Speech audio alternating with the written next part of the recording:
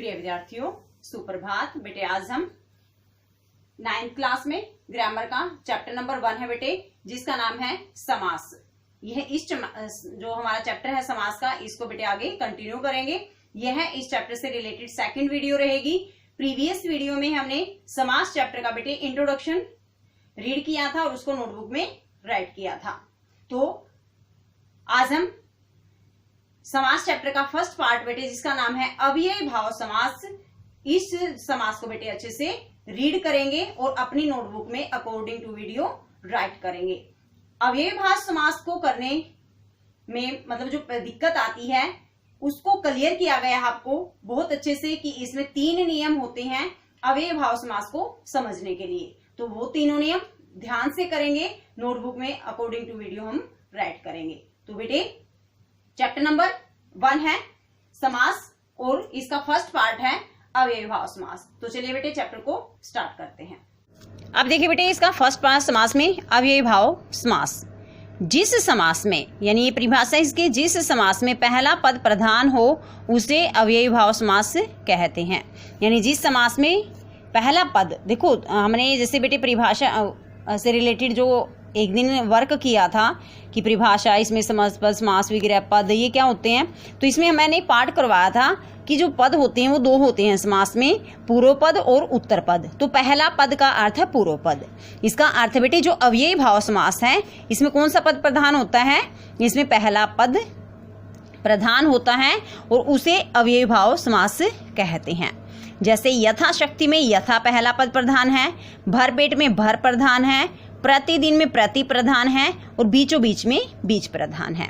अब आपको पता कैसे चलेगा कि इसमें अव्ययी भाव समास है, वो ध्यान से समझते चलो। देखो कुछ एग्जाम्पल लिखे बेटे यहाँ पर।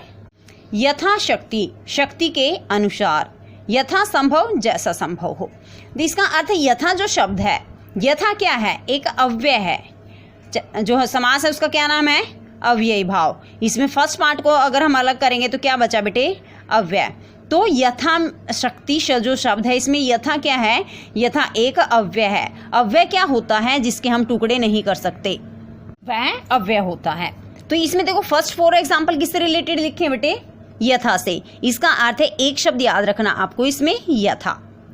ये नहीं है कि आप सभी शब्दों को याद करवाया जाएगा, आपको कुछ ट्रिक है इसकी याद करने की, समझने की, ध्यान से समझो।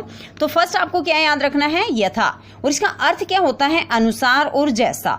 ये शब्द पर डिपेंड करता है बेटे। कई बार देखो जैसे शब्द हमारा यथा शक्ति, तो शक्ति के जैसा नहीं कर सकते ना हम, इसका अर्थ बनेगा शक्ति के अनुसार। और यथा संभव यानी कि जैसा संभव हो। यथा मति, मति के अनुसार, यथा विधि, विधि के अनुसार। फर्स्ट पार्ट मैंने आपको बताया कि इसमें यथा जो अव्यय है वो याद रखना है। अब नेक्स्ट देखो, प्रतिदिन, प्रत्येक, ये जो शब्द हैं 2, नीचे देखो यहाँ, निधड़क, आजीवन, बेशक, बेफायदा। इसमें बेटे फर्स्ट वाले को नोटिस करो, प्रति, प्रति, नी, आ, बे। ये क्या थे, ये हमने सबसे पहला जो पार्ट किया बेटे उपसर्ग। ये उपसर्ग हैं, प्रति उपसर्ग है, नी उपसर्ग है, आ उपसर्ग है, बे उपसर्ग है।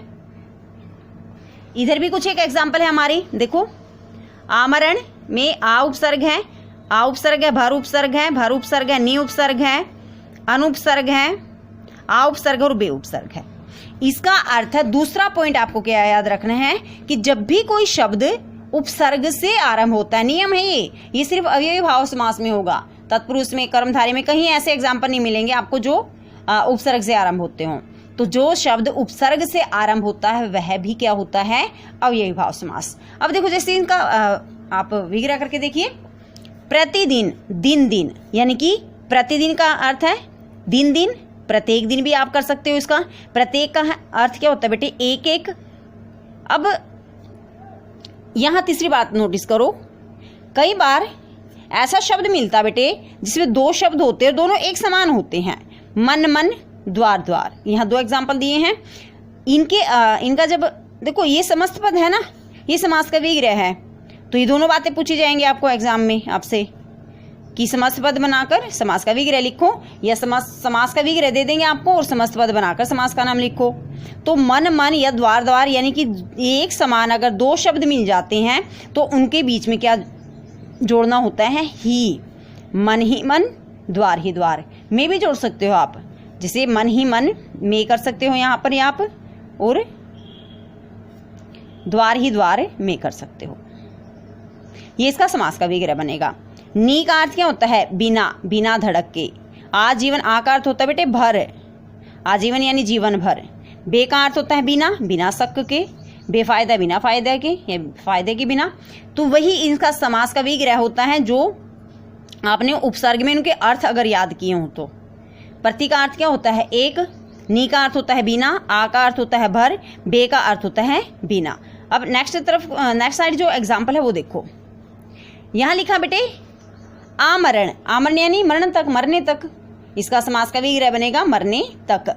आ जानू, आ जानू का अर्थ होता है घुटनों तक, जानू का अर्थ होता है घुटना। भर पेट, भर क्या है?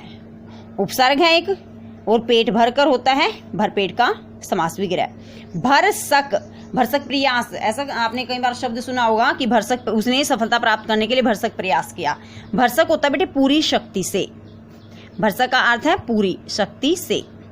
निडर यानी बिना डर के। अब ये देखो एग्जाम्पल, घर ही घर यहाँ शब्द लिखा है और समास पद यहाँ घर घर बना है। बात वही है जो हमने प्रीवियस में किया है।